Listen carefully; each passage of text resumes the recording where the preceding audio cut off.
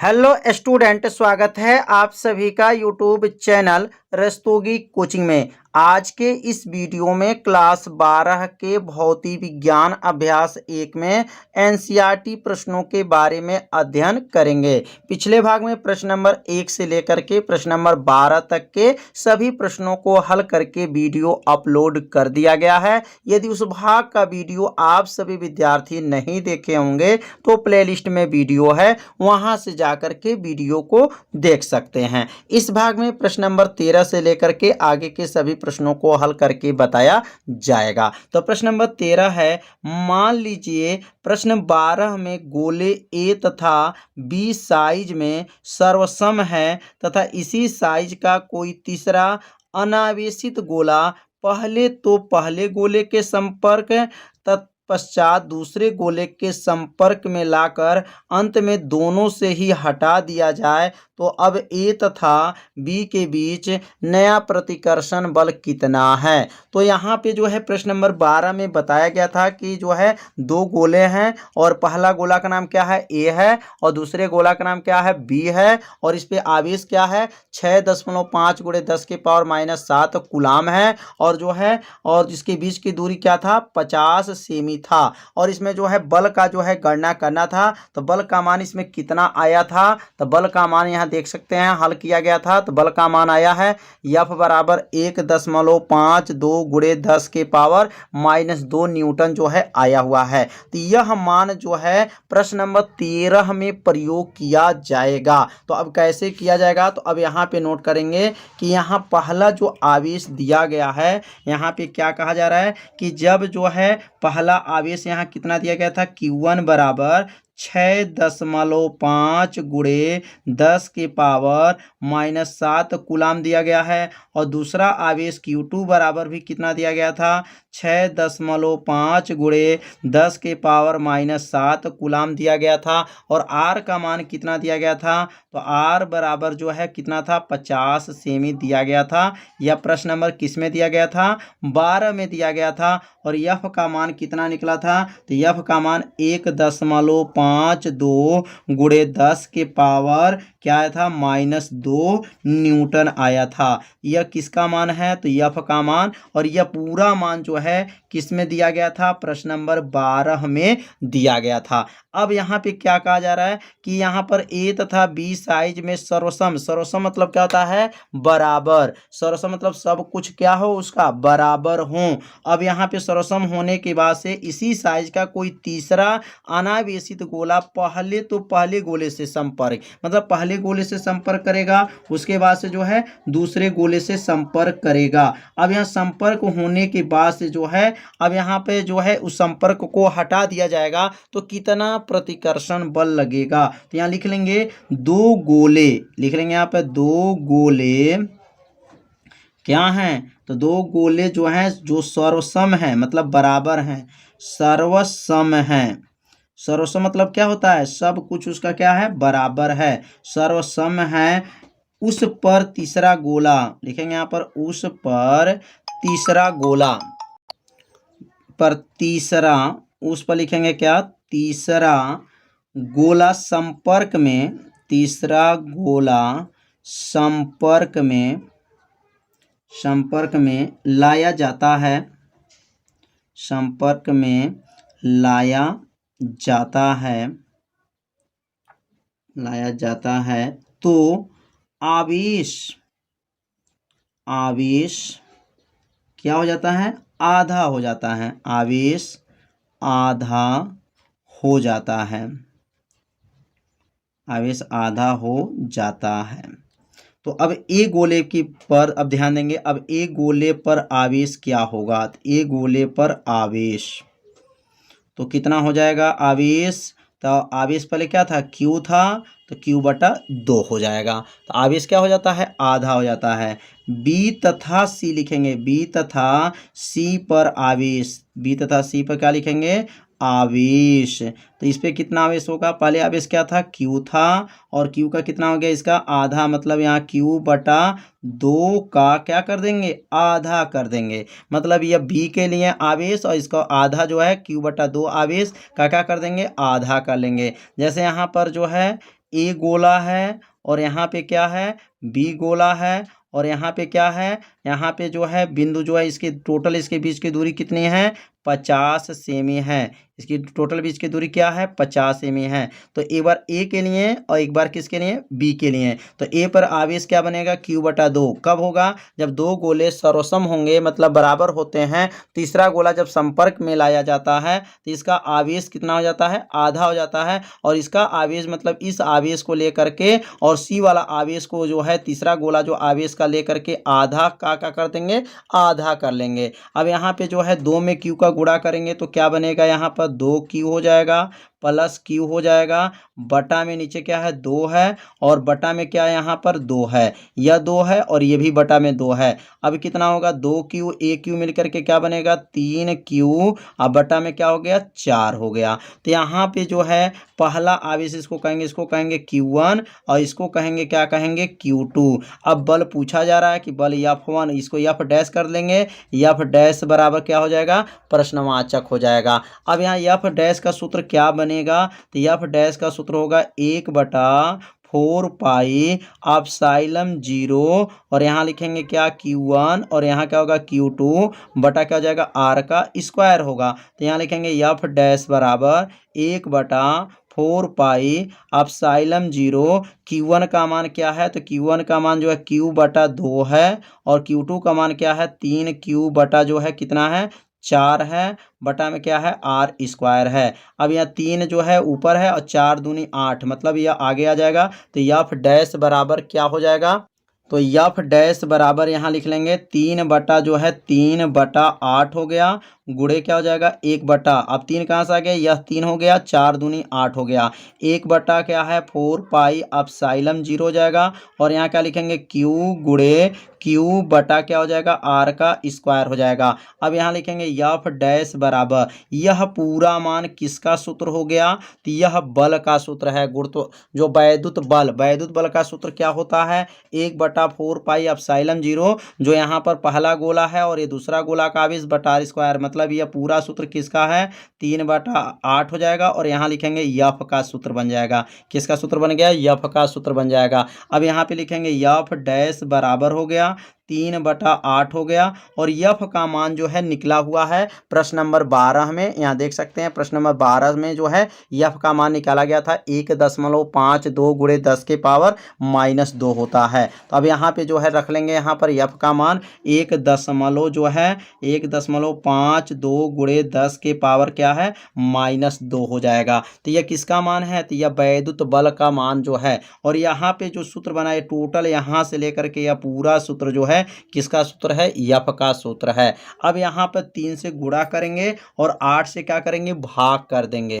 तो अब यहाँ पे 3 से जो है 1.52 में गुणा करेंगे तो यह आ जाएगा, यहाँ पे लिख लेंगे। अब इसके नीचे आप लोग लिख लीजिएगा F डैश बराबर 4.56 गुणे 10 के पावर -2, अब भागा में क्या है 8 है। अब यहाँ लिखेंगे F डैश बराबर हो जाएगा और F डैश जब यहाँ पे जो है अब किससे भाग कर देंगे, 8 से क्या करेंगे भाग करेंगे। तो 8 से भाग देने पे क्या आ जाएगा 0 क्या लिखेंगे 0.57 गुणे 10 के पावर -2 हो जाएगा। ये आप लिख सकते हैं यहाँ पर इम्प्लाइड लिख करके कि F डैश बराबर हो जाएगा 5.7 गुणे 10 के पावर -3 लिख सकते हैं। मतलब एक स्थान दशमलव इसका और -2 मिलके -3 हो जाएगा और इसका मात्रक क्या हो जाएगा न्यूटन हो जाएगा। तो उम्मीद करते हैं आप लोग को यह प्रश्न आप लोग को अच्छे से समझ में आ गया होगा। यदि आपको समझ में नहीं आया होगा तो आप सभी विद्यार्थी जरूर कमेंट कीजिएगा। तो अब अगला प्रश्न सीखेंगे प्रश्न नंबर 14। तो प्रश्न नंबर 14 है, चित्र में किसी एक समान स्थिर वैद्युत क्षेत्र में 3 आवेशित कणों के पद चिन्ह जो है दर्शाए गए हैं।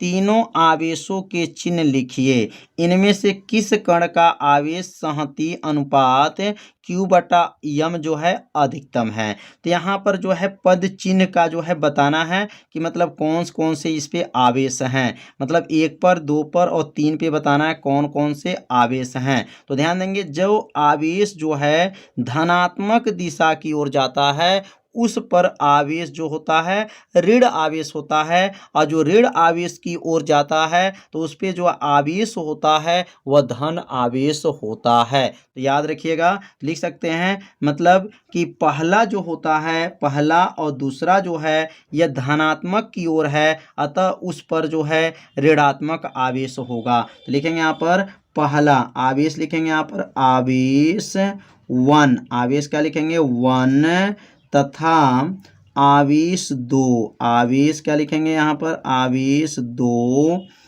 पर, लिखेंगे आवेश 2 पर क्या लिखेंगे ऋण आवेश होगा, ऋणावेश होगा। अब क्यों आवेश होगा, क्योंकि वह धन की ओर जा रहा है, इसलिए उस पर जो है ऋणा आवेश होगा, यहाँ लिख लेंगे। और तीसरा भी क्या लिखेंगे, आवेश जो है 3 जो लिखेंगे आवेश 3, यह किधर जा रहा है, तो आवेश 3 जो है वह ऋण आवेश की ओर जा रहा है, इसलिए उस पर जो है क्या होगा धन आवेश होगा। तो लिखेंगे आवेश 3 जो है कि ऋण धन आवेश होगा, क्या होगा धन आवेश होगा, लिख लेंगे क्योंकि आवेश होगा क्योंकि वह किधर जा रहा है ऋण आवेश की ओर जा रहा है, ऋणावेश की ओर जा रहा है, ऋणावेश की ओर क्या है जा रहा है। तो समझ में आ गया होगा। फर्स्ट ए और सेकंड जो है, फर्स्ट है जो आवेश और सेकंड आवेश जो है उस पर क्या है ऋणावेश है। और ऋणावेश क्यों है, क्योंकि वह धनात्मक की ओर जा रहा है, इसलिए वह ऋणावेश होगा। और जो आवेश 3 है वह धनात्मक होगा, क्योंकि वह ऋणावेश की ओर जा रहा है। मतलब जब माइनस की ओर जाएगा तो उस पर धनात्मक रहेगा, जो धनात्मक की ओर जाएगा उस पर ऋण आवेश होता है। अब इसमें दिया गया है इनमें से किस कण का आवेश संहतीय अनुपात Q/m जो है अधिकतम है। तो यहाँ लिख लेंगे आवेशित कण, लिखेंगे यहाँ पर आवेशित कण लिखेंगे आवेशित कण 3, आवेशित कण जो 3 ऊर्ध्वाधर की ओर है, किधर है ऊर्ध्वाधर की ओर है, ऊर्ध्वाधर की ओर जो है अधिकतम विक्षेपित होगी, अधिकतम जो है क्या होगी विक्षेपित होगी, अधिकतम विक्षेपित होगी। इसलिए क्या लिखेंगे, इसलिए आवेश संहति लिखेंगे, इसलिए आवेश संहति अनुपात क्या लिखेंगे अनुपात Q/m जो है क्या है Q/m क्या है अधिकतम होगा, Q/m अधिकतम होगा। तो उम्मीद करते हैं ये भी आप लोग को प्रश्न आप लोग को अच्छे से समझ में आ गया होगा। तो जो आवेशित कण 3 हैं वह ऊर्ध्वाधर की ओर अधिकतम विक्षेपित होगी, इसलिए आवेश संहति अनुपात क्या होगा Q/m जो है अधिकतम होगा। तो प्रश्न नंबर 13, प्रश्न नंबर 14 जो है आप लोग को अच्छे से समझ में आ रहा है। एक समान वैद्युत क्षेत्र E बराबर दिया गया 3 × 10⁻³ I, और यहाँ पे न्यूटन प्रति कूलाम पर विचार कीजिए। इस क्षेत्र का 10 सेमी भुजा के वर्ग के उस पार्श्व से जिसका तल YZ तल के क्या है समांतर है, गुजरने वाला फ्लक्स क्या है। तो यहाँ पर वैद्युत क्षेत्र की तीव्रता कितना दिया गया है, यहाँ लिखेंगे वैद्युत क्षेत्र की तीव्रता E बराबर दिया गया है 3 × 10⁻, यहाँ 3 दिया गया है और यहाँ I है, और यहाँ पे लिखेंगे न्यूटन प्रति कूलाम दिया गया है। अब वर्ग की भुजा कितना दिया गया है, तो लिखेंगे यहाँ पर वर्ग की भुजा। तो वर्ग की भुजा बराबर प्रश्न में दिया गया है 10 सेमी है, क्या है 10 सेमी है। तो यहाँ लिखेंगे 10 सेमी। अब इस सेमी को जो है किस में बदलेंगे मीटर में बदल देंगे। तो यहाँ लिखेंगे 10 और सेमी की जगह पे क्या लिखेंगे 10⁻² हो जाएगा। अब क्या बन गया मीटर हो जाएगा। अब यहाँ पर जो है एक घात यहाँ पे दिया गया, कितना घात है यहाँ पर, एक घात में से दो घात को घटा देंगे तो क्या बचेगा यहाँ पर 10 के पावर माइनस एक घात हो जाएगा और यहाँ क्या लिखेंगे मीटर हो जाएगा। तो 10 के पावर क्या है माइनस एक घात और क्या बना मीटर हो गया। यह किसका मान आ गया, वर्ग की भुजा का मान आ गया। अब यहाँ पे लिखेंगे वर्ग का क्षेत्रफल। तो वर्ग का क्षेत्रफल का सूत्र क्या होता है, तो यहाँ लिखेंगे वर्ग का क्षेत्रफल बराबर होता है, सूत्र लिख लेंगे यहाँ पर भुजा का स्क्वायर। तो यहाँ सूत्र लिख लेंगे वर्ग का जो है क्षेत्रफल होता है भुजा का स्क्वायर होता है। अब यहाँ भुजा का मान क्या आया है, तो भुजा का मान जो है 10 के पावर माइनस एक आया है। अब पावर क्या हो जाएगा, दो घात हो जाएगा। तो माइनस एक का गुणा जब दो में करेंगे तो क्या बन जाएगा 10 के पावर जो है माइनस दो हो जाएगा। और क्षेत्रफल का मात्रक क्या होता है, मीटर का स्क्वायर होता है। यहाँ पे किसका मान निकालिए, वर्ग का क्षेत्रफल का मान निकल गया। अब यहाँ पे प्रश्न में कहा गया है वाई जेड तल। अब क्या लिखेंगे, वाई जेड तल के लिए क्षेत्रफल निकालेंगे। तो यहाँ लिखेंगे वाई जेड तल के लिए। तो अब वाई जेड तल के लिए जब निकालेंगे तो यहाँ पे क्या होगा, तो यहाँ देखेंगे वाई जेड है, यक्स नहीं दिया गया है। तो यक्स अक्ष को आई कहते हैं, वाई अक्ष को जे कहा जाता है और जेड अक्ष को के कहा जाता है। तो यहाँ वाई जेड जब कहा जाएगा इसमें यक्स नहीं है तो आपको याद रखेंगे आई हो जाएगा। क्या बनेगा यहाँ पर 10 और यहाँ 2 रहेगा और इसके बगल में आई लिख लेंगे और क्या बन जाएगा मीटर हो जाएगा। तो यहाँ पर ए का मान क्या आ गया 10 के पावर माइनस 2 आई। अब आई कैसे आया, जब वाई जेड रहता है तो आई रहता है। अगर मान लीजिए यहाँ पर जेड यक्स रहता तो यहाँ पर जो है वाई नहीं है तो यहाँ पे जे लिखते। तो जो यहाँ पर यक्स वाई जेड में जो नहीं रहेगा उसी के अनुसार लिखा जाता है। अगर वाई जेड है तो इसमें यक्स नहीं है तो इसलिए आई लिख देंगे।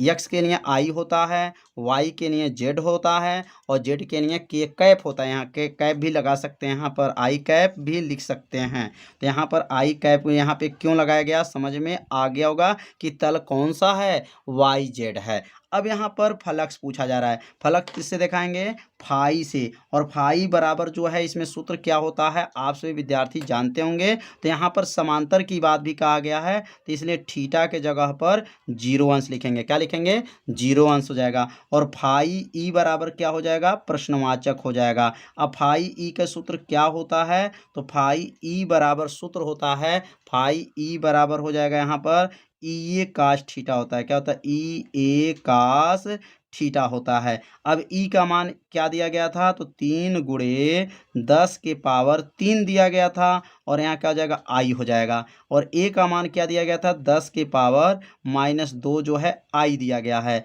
और यहाँ लिखेंगे कास हो जाएगा और थीटा का मान 0 अंश दिया गया है।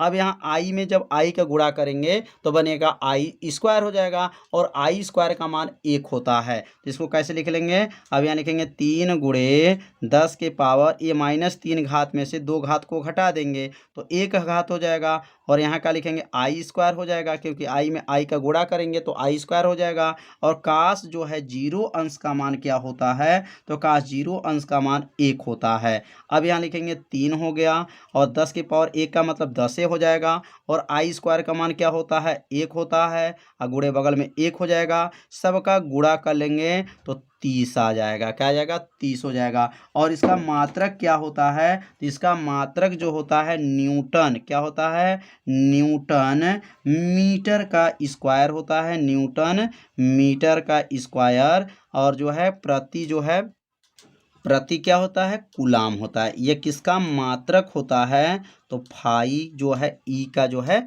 मात्रक होता है। तो 15 ए जो है आप लोग को अच्छे से समझ में आ गया कैसे इसको हल किया गया है। तो इसे अपने कॉपी में क्या कीजिए जरूर नोट कर लीजिए।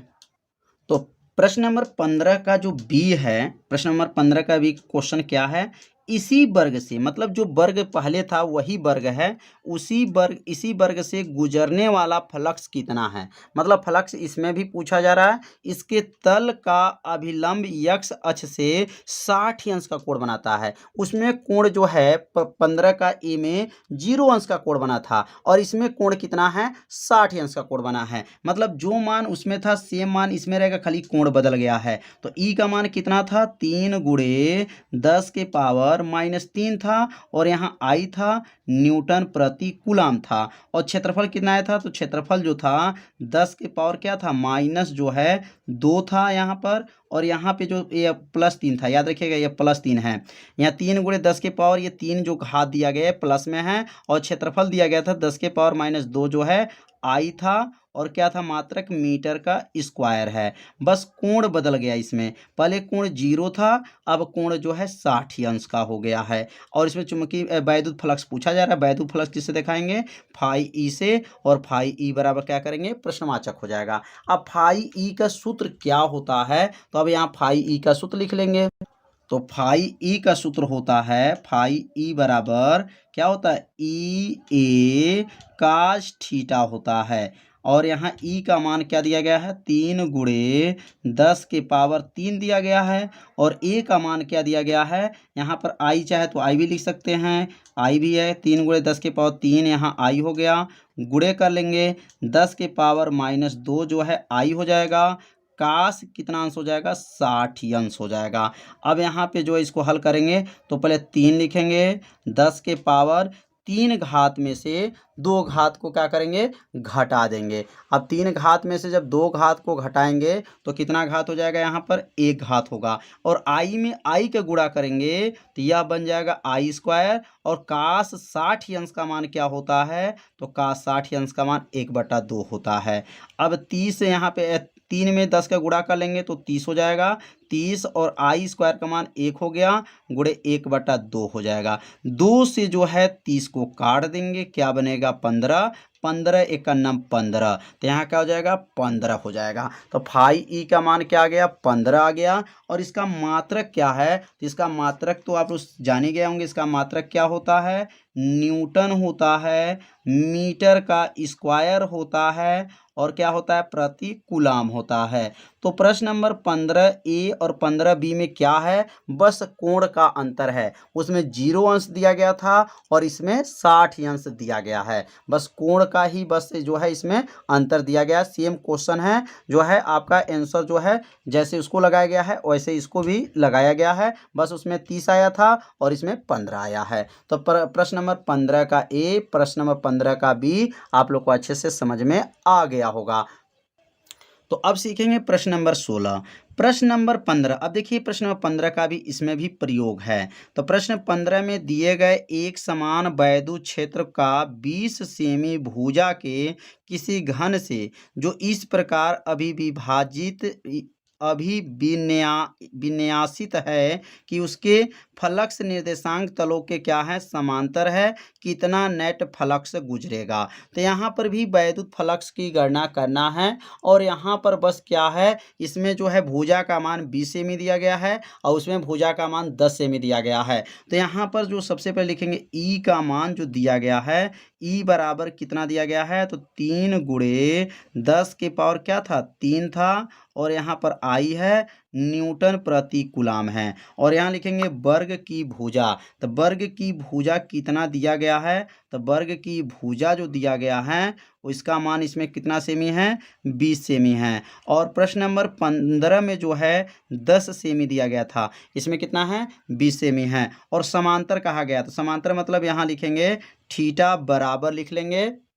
तो यहाँ पे दिया गया है निर्देशांक तलों के समांतर। जब निर्देशांक तलों के समांतर कहा जाएगा तो यहाँ पे जो है थीटा बराबर याद रखेंगे 90 अंश रखेंगे। क्या है फलक निर्देशांक तलों के, मतलब निर्देशांक तल कैसे बनते हैं ऐसे, मतलब एक्स एच हो गया या वाई एच हो गया और यह जेड एच हो गया। इसको एक्स बोलते हैं, इसको वाई बोलते हैं और इसको जेड बोलते हैं। तो यहाँ कितने अंश का कोण बना है 90 अंश का कोण बना है, इसलिए थीटा के जगह पे क्या लिखेंगे 90 अंश हो जाएगा। अब यहाँ पर फाई ई बराबर क्या होगा, फाई ई बराबर जो है प्रश्नवाचक हो जाएगा।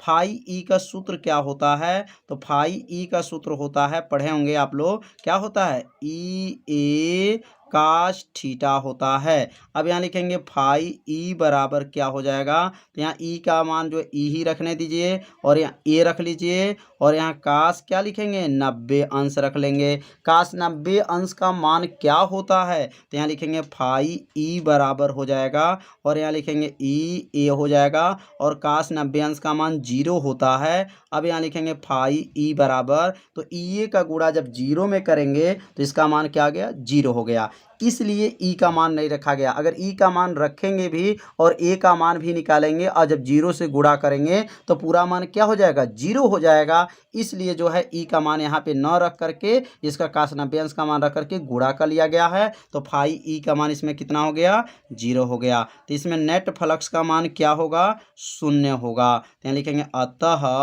अतः लिख लेंगे और नेट फ्लक्स का मान जो है क्या होगा, 0 होगा। नेट फ्लक्स का मान क्या है, 0 होगा, 0 होगा। तो कैसे 0 हुआ, समझ में आ गया होगा। बहुत सरल भाषा में जो है बताया जा रहा है, जिससे आपको अच्छे से समझ में आ जाए। तो आज का ये वीडियो कैसा लगा, आप सभी विद्यार्थी जरूर कमेंट कीजिएगा, वीडियो को लाइक कर दीजिएगा और चैनल पे यदि आप पहली बार आए होंगे तो चैनल को सब्सक्राइब जरूर कर लीजिएगा। तो आज का वीडियो इतना ही रहेगा, मिलते हैं अब अगले भाग में, तब तक के लिए सभी विद्यार्थियों को नमस्कार।